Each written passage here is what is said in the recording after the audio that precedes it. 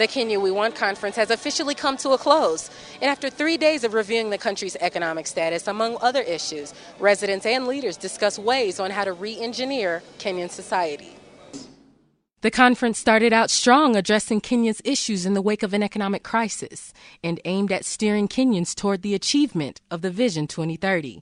On Monday, President MWAI KIBAKI opened up the Kenya We Want conference along with other delegates and leaders.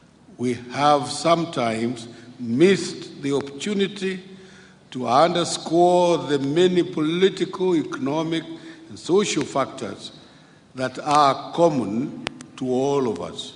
Day 2, attendees discussed economic inequality and the unequal distribution of resources. Delegates made it clear that in a flimsy economy, drought, and extreme famine, there's no surprise that Kenya's political climate heavily impacts the economy. The majority of people in our country are not that well economically empowered to be able to avoid depending on the political arena. So I think in a big way, the politics determines, of course, the distribution of resources, determines who gets what. So, of course, it plays a central role.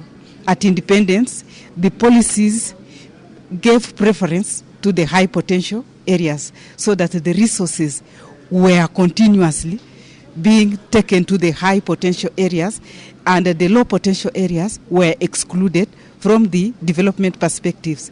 To that extent, the inequalities as accentuated today really emanate from the policies. The best way now is to redress those policies and make sure that proportionately more resources are directed now to the ASAL areas. Attendees said in a country where close to 75% are between the ages of 18 and 35, the government does not invest enough in the youth. The major problem is a leadership problem. We don't have creative leadership, is that we're not able to harness the creativity of the young people. We're taken for a ride, we're used during campaigns, etc. Then we're given goodies like the youth fund, but we're not taught how to sustain those businesses. On Friday, delegates discussed strengthening the economy through strengthening the backbone of Kenyan communities, women.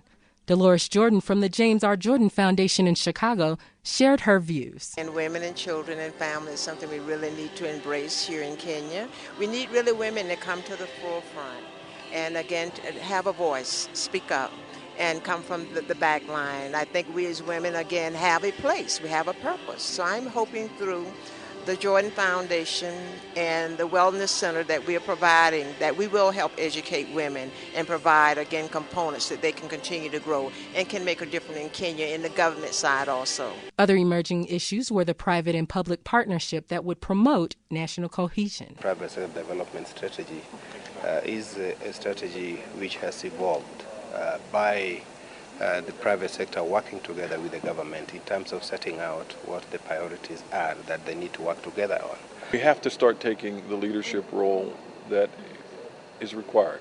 This means we have to start voicing our concerns, our objections, but we do it in a professional way. That means we also help find the solutions. With the economic debate serving as a subtext throughout the Kenya We Want conference, government officials and delegates say it was a good start toward defining Vision 2030. Renita Young, Eyewitness Business.